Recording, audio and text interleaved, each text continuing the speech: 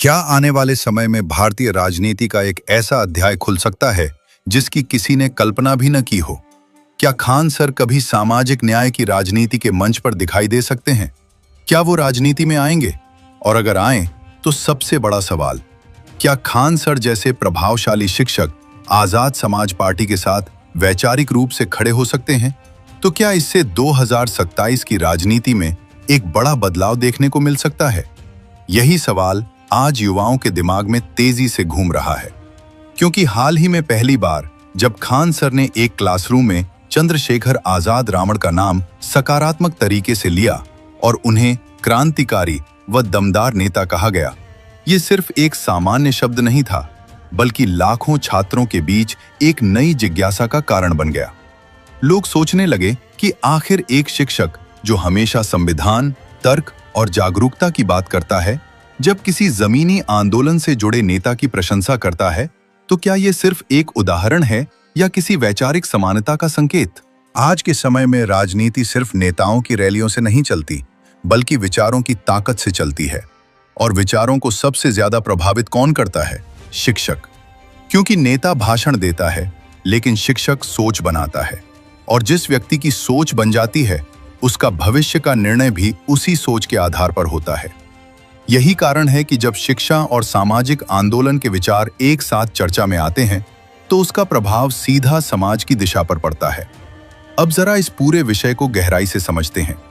Khan sir एक ऐसा चेहरा है जो करोड़ों छात्रों के बीच सिर्फ एक शिक्षक नहीं, बल्कि एक मार्गदर्शक के रूप में देखे जाते हैं।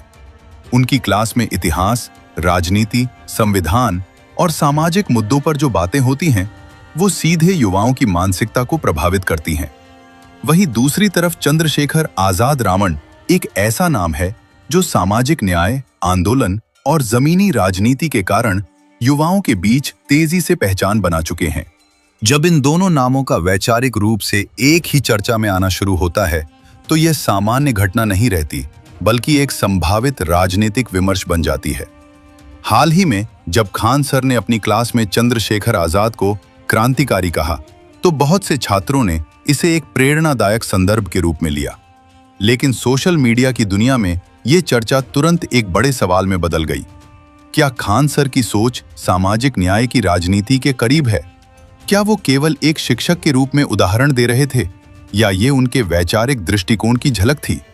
क्योंकि राजनीति में हर शब्द का वजन होता है, और खासकर तब जब वो शब्द किसी प्रभावशाली मंच से बोला जाए।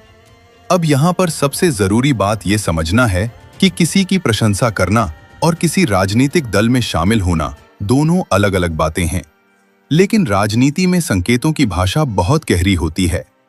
कई बार कोई औपचारिक घोषणा नहीं होती, लेकिन वैचारिक समर्थन धीरे धीरे जन चर्चा का रूप ले लेता है, और जन चर्चा ही आगे चलकर नैरेटिव बनती है। आज जो चर्चा शुरू हुई है, वो भी उसी नैरेटिव की शुरुआत हो सकती है, जिसमें शिक्षा और सामाजिक न्याय की राजनीति को एक साथ देखा जा रहा है। अगर हम एक काल्पनिक लेकिन तार्किक स्थिति की कल्पना करें, तो सोचिए कि अगर भविष्य में खान सर जैसे लोकप्रिय शिक्षक सामाजिक न्याय की राजनीति के मुद्दों को खुलकर समर्थन देने लगें, तो उसका असर किस पर पड़ेगा? सबसे पहले युवाओं पर, क्योंकि आज का युवा भावनाओं से कम और तर्क से ज्यादा प्रभावित होता है। वह उस व्यक्ति की बात को गंभीरता से लेता है जिस पर उसे बौद्धिक भरोसा होता है। और अगर वही व्यक्ति किसी सामाजिक आंदोलन या राजनीतिक विचारधारा की सराहना करता है, तो युवा उस विचारधारा को समझने और अपनाने की कोशिश करता है। अब सवाल आता है आजाद समाज पार्टी का। यह एक ऐसी राजनीतिक धारा है जो सामाजिक न्याय, संविधान और अधिकारों की राजनीति पर आधारित है। चंद्रशेखर आजाद की छवि एक जमीनी नेता की है, जो आंदोलन और जन संघर्ष के माध्यम से अपनी पहचान बना चुके हैं। ऐसे में अगर शिक्षा से जुड़े प्रभावशाली वर्ग का वैचारिक समर्थन किसी भी रूप में दिखाई देता है, तो यह राजनीति में एक नया समीकरण बना सकता है। क्योंकि राजनीति में सबसे बड़ी ताकत संगठन नहीं, बल्कि जनमानस की सोच होती है। 2027 के चुनाव को ध्यान में रखकर देखें, तो उत्तर प्रदेश की राजनीति में युवा वोट बैंक की भूमिका निर्णायक होने वाली है। और युवा वोट बैंक को प्रभावित करने वाले दो सबसे बड़े माध्यम हैं, शिक्षा और सोशल मीडिया। खान सर का प्रभाव इन दोनों क्षेत्रों में देखा जाता है। उनकी क्लास केवल एक क्लास नहीं, बल्कि एक ऐसा प्लेटफॉर्म है जहां से लाखों छात्र समाज, राजनीति और इतिहास को समझते हैं। अब अगर ऐसे प्लेटफॉर्म पर किसी नेता की सकारात्मक छवि प्रस्तुत होती है, तो वह छवि युवाओं के मन में एक अलग जगह बना लेती है। लेकिन यहाँ पर एक और गहरा पहलू भी है। राजनीति में जुड़ाव हमेशा सीधे सदस्यता से नहीं होता, बल्कि विचारों के समर्थन से शुरू होता है। पहले वैचारिक सम्मान, फिर संवाद, फिर मंच साझा करना और उसके बाद किसी प्रकार का औपचारिक सहयोग, ये राजनीति का एक सामान्य क्रम माना जाता है। इसलिए आज जो चर्चा चल रही है कि क्या खान सर कभी आजाद समाज पार्टी में शामिल हो सकते हैं, वो पूरी तरह काल्पनिक जरूर है, लेकिन ये चर्चा शून्य से पैदा नहीं हुई है। इसके पीछे वह मानसिक प्रभाव है जो एक बयान के बाद समाज में बना है। अब जरा एक और दृष्टिकोण से सोचिए, अगर भविष्य में शिक्षा और सामाजिक आंदोलन की सोच एक साथ आती है तो क्या होगा? इसका सीधा असर जागरूक राजनीति पर पड़ेगा, क्योंकि जब शिक्षित युवा किसी आंदोलन या राजनीतिक विचारधारा को समझकर समर्थन करता है, तो वह अंध समर्थन नहीं होता, बल्कि तर्क आधारित समर्थन होता है। और तर्क आधारित समर्थन राजनीति में लंबे समय तक टिकता है। फिलहाल वास्तविकता ये है कि खान सर द्वारा किसी भी राजनीतिक दल में शामिल होने की कोई आधिकारिक घोषणा नहीं हुई है, न ही किसी प्रकार का औपचारिक संकेत सामने आया है। इसलिए इस पूरे विषय को तथ्य और कल्पना के संतुलन के साथ समझना जरूरी है। लेकिन यह भी उतना ही सच है कि किसी बड़े प्रभावशाली शिक्षक द्वारा किसी जमीनी नेता को क्रांतिकारी कहना युवाओं के बीच उस नेता की वैचारिक छवि को मजबूत जरूर करता है। आज की राजनीति में इमेज और नैरेटिव का बहुत महत्व है। अगर आज के समय में किसी नेता की छवि युवाओं के बीच सकारात्मक और क्रांति के प्रतीक के रूप में बनती है, तो वह राजनीतिक रूप से एक बड़ी पूंजी बन जाती है। और यही कारण है कि एक साधारण क्लासरूम में बोले गए शब्द भी कभी-कभी राष्ट्रीय स्तर की चर्चा बन जाते हैं।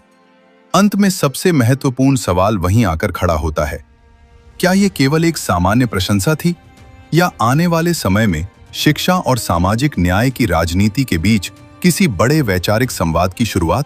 क्या भविष्य में ऐसा कोई मंच बन सकता है जहां जागरूकता और आंदोलन एक साथ दिखाई दें? और अगर ऐसा हुआ तो क्या 2027 की राजनीति में नए समीकरण बन सकते हैं? इन सभी सवालों का स्पष्ट उत्तर अभी भविष्य के गर्भ में छिपा है।